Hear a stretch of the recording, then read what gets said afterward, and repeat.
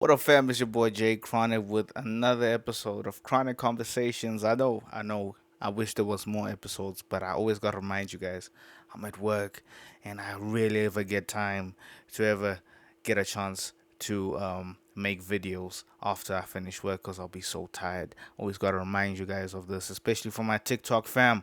I know I was really consistent. I'll post a TikTok video every single day, but now things have gotten a bit slow. But anyways, let me not faff around about my personal life. Let's get into what we're going to be talking about today. Listen, I'm going freestyle on this. As usual, you know how Chronic Conversations is. It's a very freestyle type situation.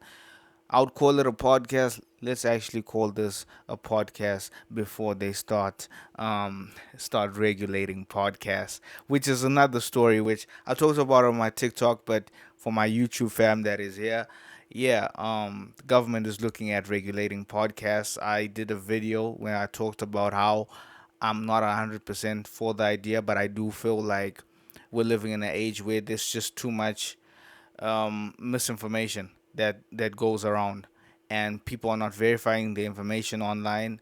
They're not verifying the information. They're just saying things from the top of their head, and it's really damaging people's lives.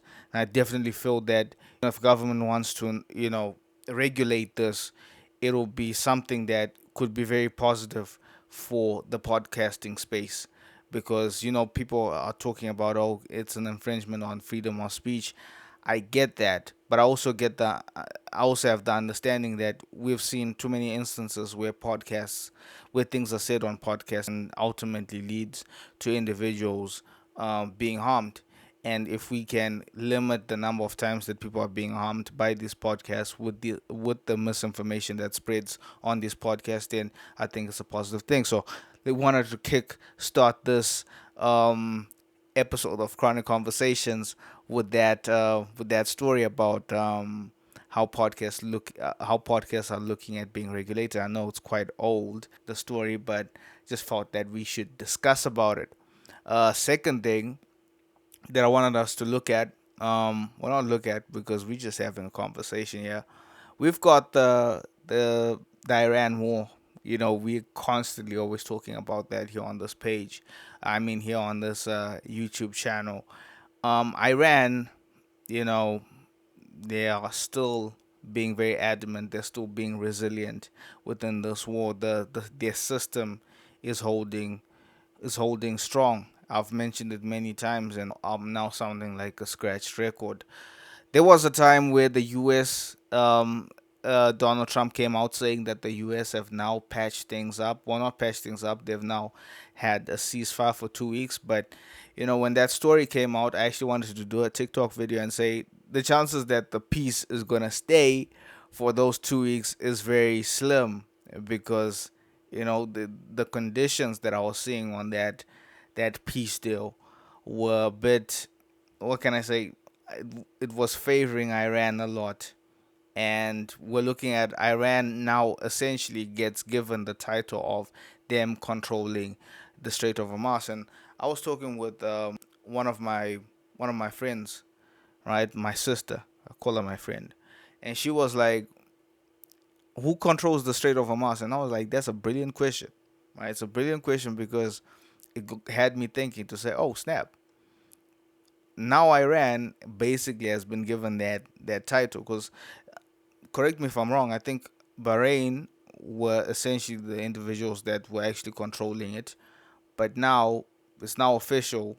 It's almost feels official that Iran is now being given the ownership of the Strait of Hormuz. They're the ones saying that, oh, we closing the Strait of Hormuz, or we opening it up.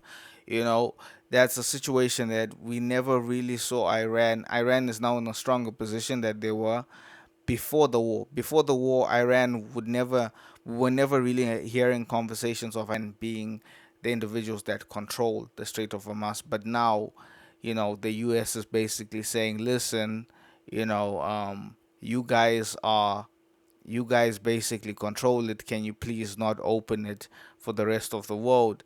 That's how the negotiations come across, and then you're then essentially admitting that they've got ownership, which when we look at the peace agreements, I wish I had them. I wish I had them I wish I printed them out so that I could read them out to you, but it just seems very one-sided on Iran's side, and Iran um, looks like they benefit a lot from the terms and agreements of that truce deal.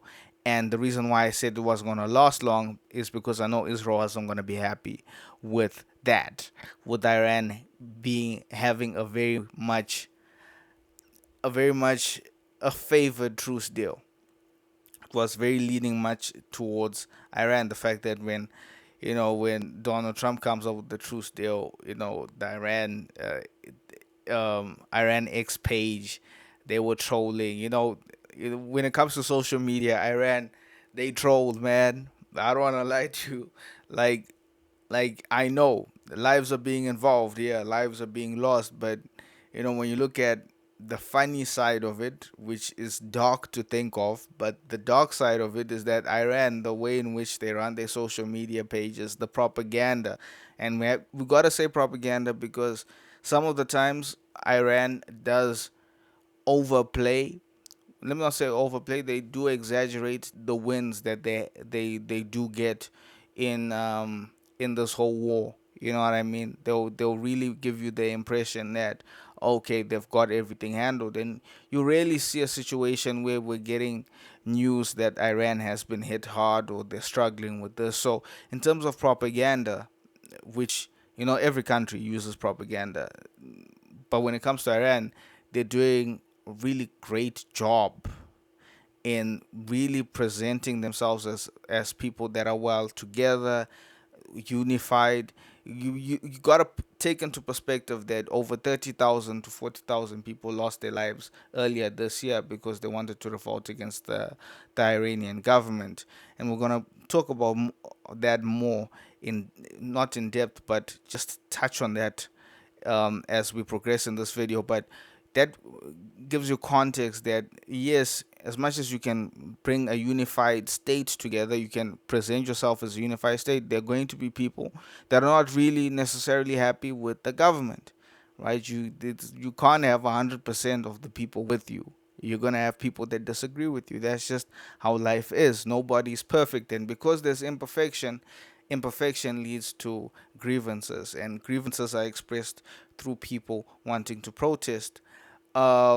Which brings me on to some more information that I actually came across, that the U.S. actually gave weapons.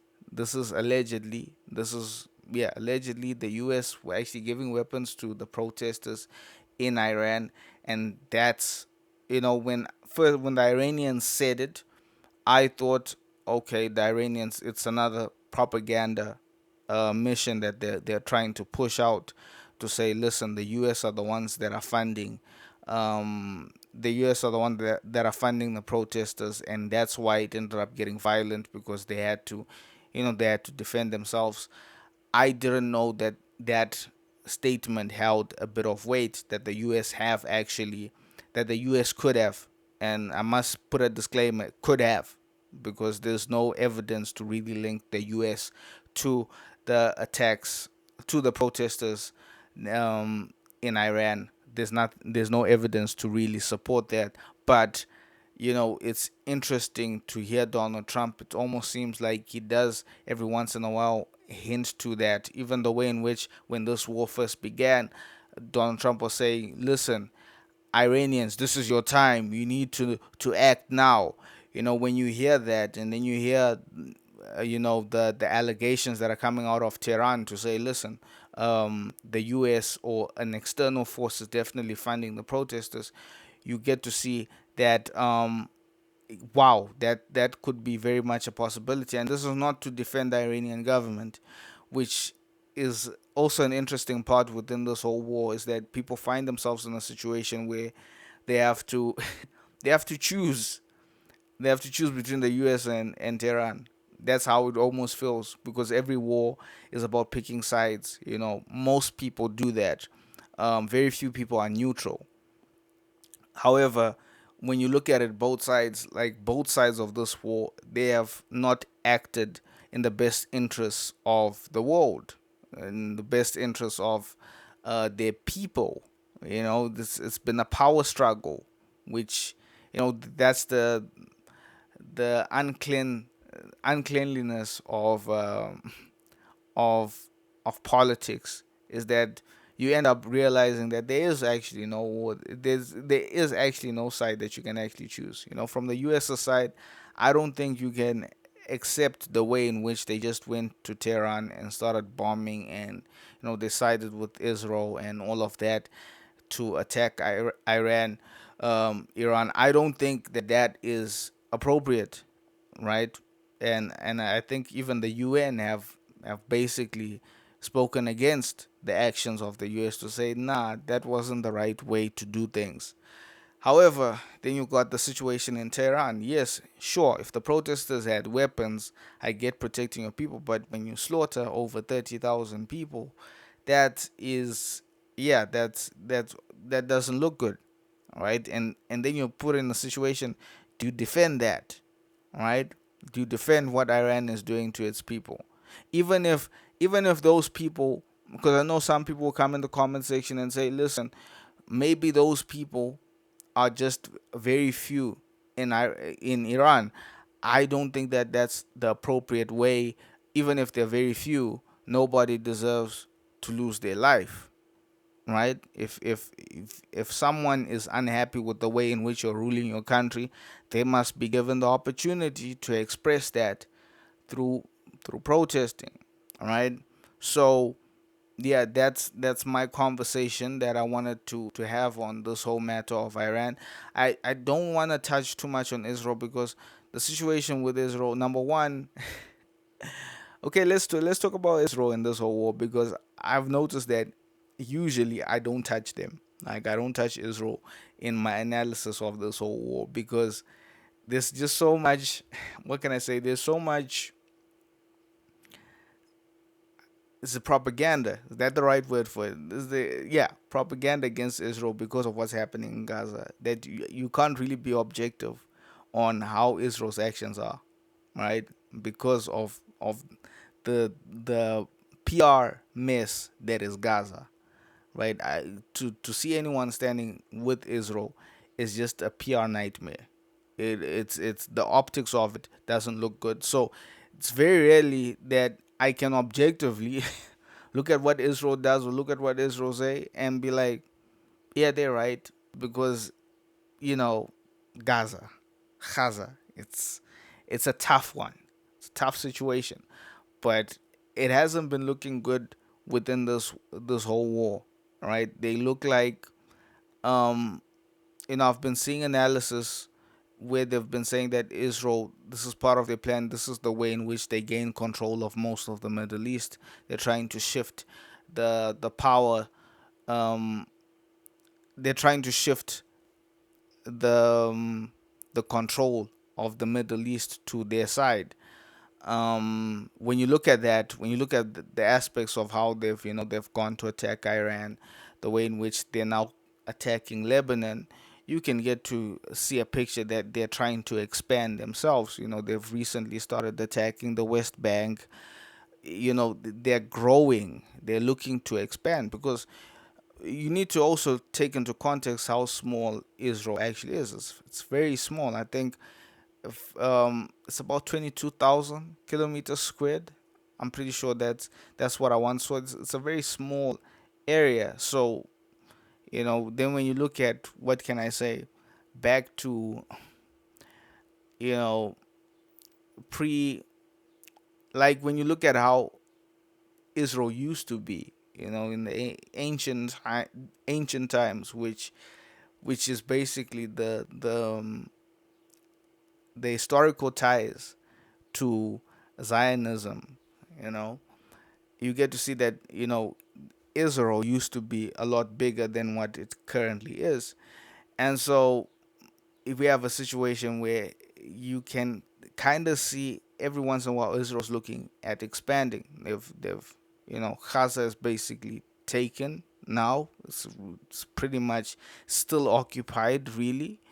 The West Bank is occupied, and now Lebanon is being hit too. There are allegations and reports that are coming out that they're looking at doing another G-side in Lebanon. So these are really like Israel. If their aim is to clean up their PR, they're not doing a good job. The PR mess that is Israel is, yes, it's a difficult situation, and the U.S. find themselves with an ally like Israel.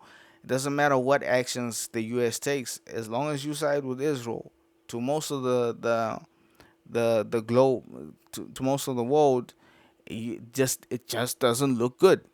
So yeah, I just want to touch Israel. I wanted to show you guys that that's why we don't really touch Israel on this page, because the amount of misinformation, the amount of PR nightmare that the amount of the amount of problems that Israel have caused themselves within the war in Iran, and the the the situation that they have in Gaza, and now we've got a situation in Lebanon, and the West Bank. We find ourselves in a difficult situation to find any form of objectivity when we're looking at Israel. So yeah, another topic I wanted to talk about. We got a lot to talk about.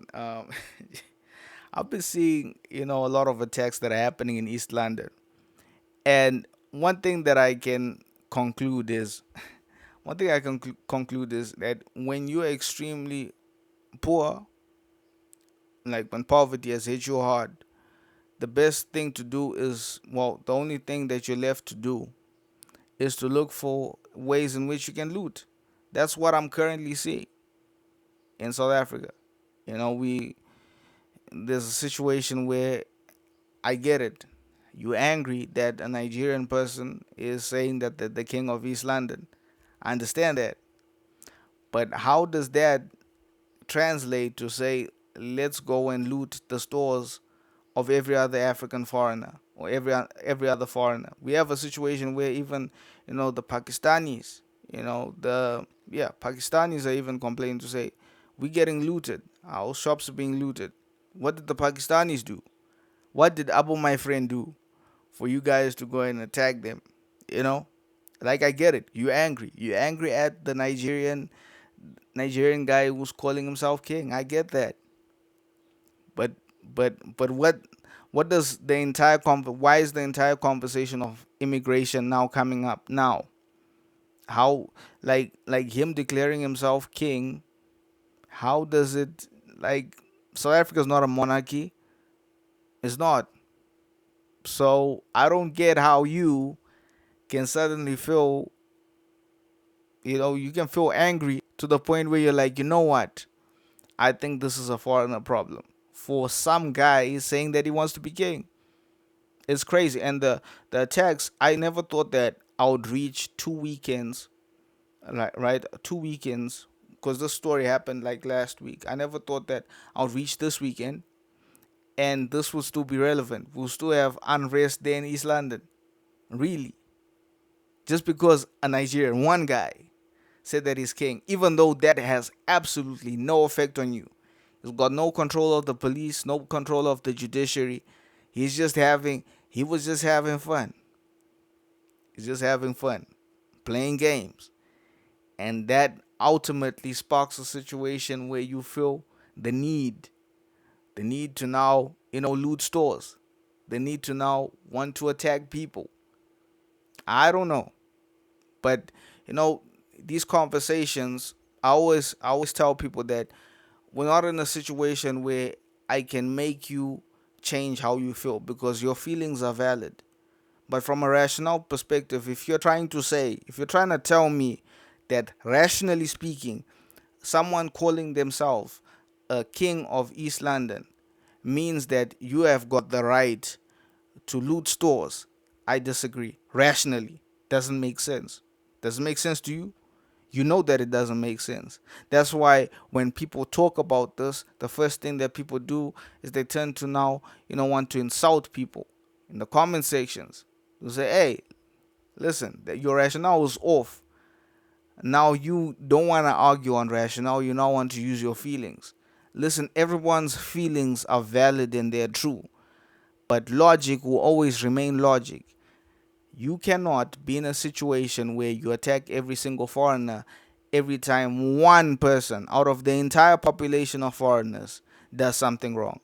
It does not make sense. And I always give the example and I tell people that listen, we have a situation where there's so many South African men that have been found guilty of, abusing their woman or unaliving their woman, you know. But women never turn around and have a negative attitude towards their men. I don't believe that. They don't have the right. I've just said that, but I started to see that women actually do that, and that is wrong too. That is wrong. That whatever the few bad experiences that you've had with just a particular group, one person from a particular group, ultimately translates to you now saying that the whole gender, the whole group of people are bad, right? You shouldn't do that. Take everything on its merit. And unfortunately, as human beings, we have this bad habit where, you know, what has made us survive for all these centuries and, millenniums is that we tend to want to use pattern recognition. One bad thing happens, and our brain tries to uh, rationalize and try and make a situation where we can avoid happening, avoid that happening again. And that's something that we have to be very wary of. You know, just because you have had one bad experience with one foreigner doesn't mean that all foreigners are bad. Just because you had one bad experience with one man, one South African man, doesn't mean all South African men are bad. This is a difficult life where we have to analyze and really look at every single individual that we put in our lives, right? And it's sad that we've got political groups, civil groups that try and sell this really harmful narrative that pattern recognition is what saves the country. When I say this, I mean when I'm saying pattern recognition of a particular group of people. An undocumented foreigner is dangerous. You know, you know for a fact. I know for a fact. You probably know some undocumented people. I know that for a fact. But the reason why in which you know you, you know that, and you know that there are undocumented people that are not dangerous, that are not committing crimes, even to the extreme. You know that. But then, for some reason, we now start pushing a very dangerous narrative that, listen, all documented people are, are definitely people that are going to commit crimes. They are finishing the resources of the country. They're stealing our jobs. Undocumented people, really? Which jobs? What are you looking at? Where are your metrics?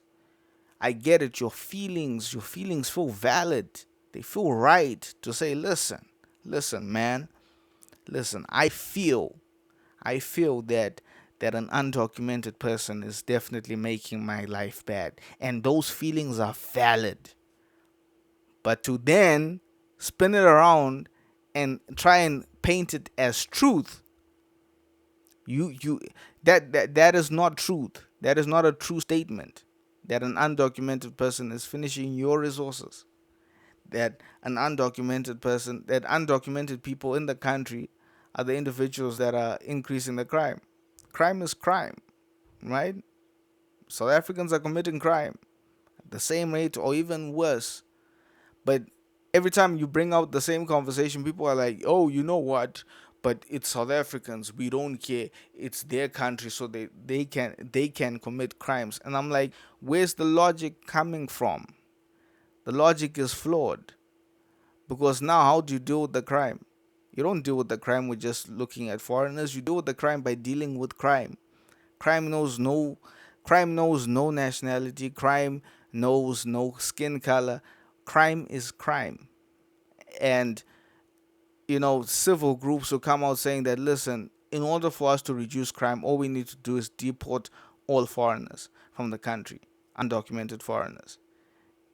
And you look at it and you're like, but not all crime is being made by the undocumented foreigners. And again, another conversation is that it always tends to be African foreigners, right? But we've talked about that a lot on my TikTok page, and I'm not gonna revert back to it. But yeah, a lot of people were asking me about the East London situation and what's my take on it, and that's genuinely my take. I really don't. I am definitely. I don't like it, and that's my own feeling. I don't like it when people try and sell their feelings like they're facts.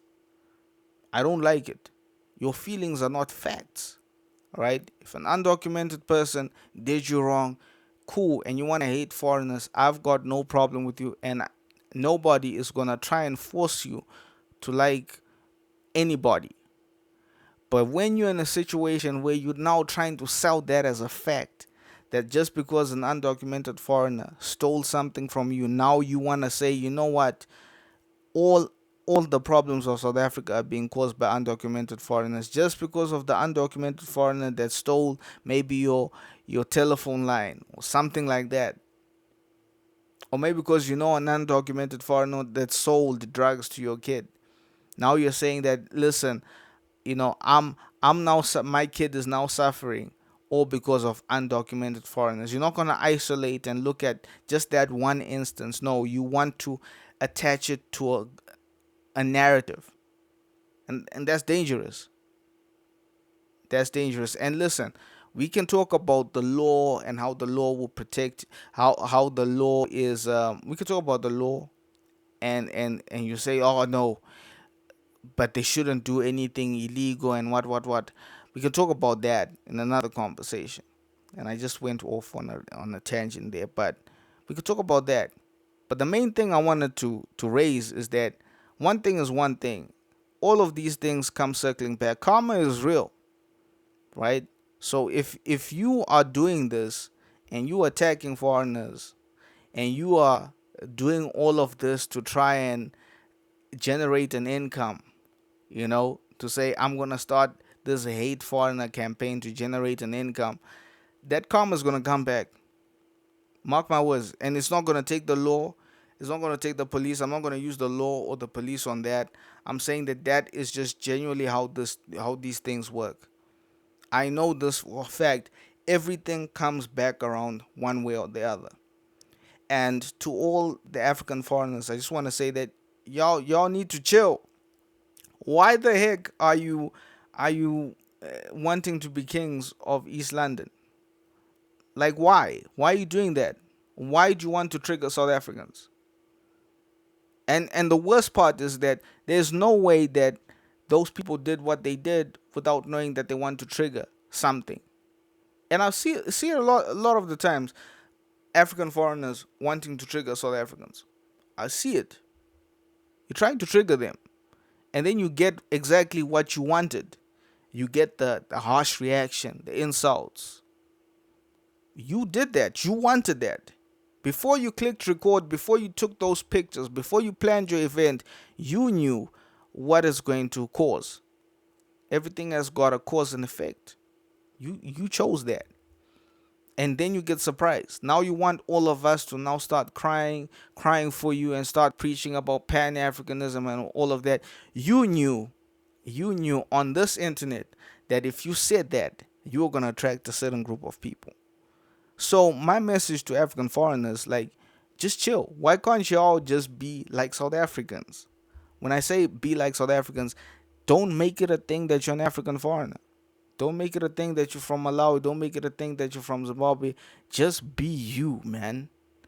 Be you. And you're not going to have any problems.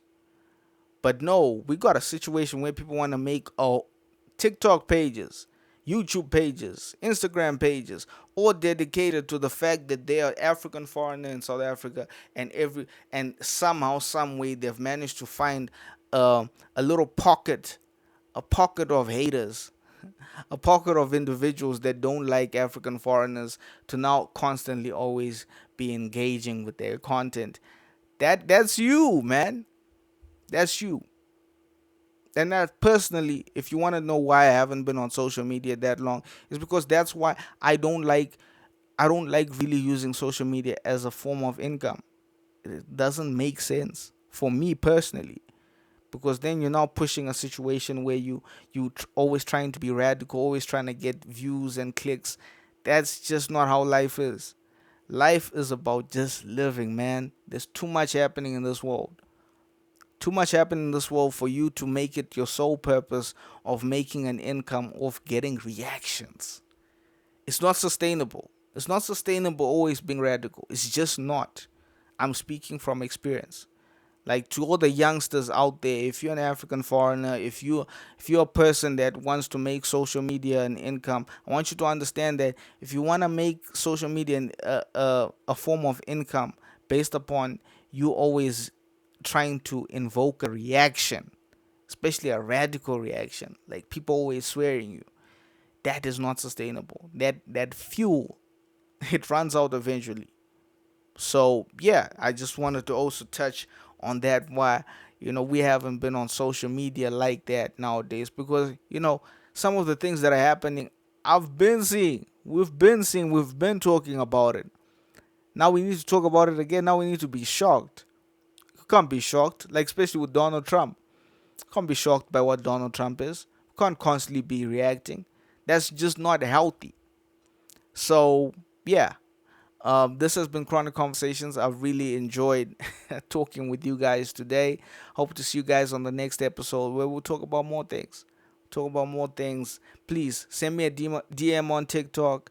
You can reach me here on YouTube. Comment what you want us to talk about, during the week. And we're gonna have fun. We're gonna have fun as usual on our next episodes. Hi, I'm Jay Chronic. This has been Chronic Conversations.